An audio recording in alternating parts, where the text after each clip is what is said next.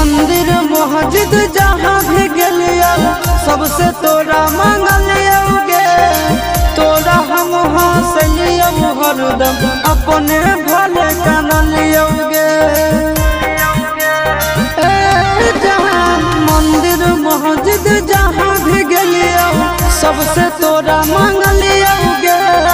तोरा हम हंसलियो हरदम अपने भले कानलियोगे।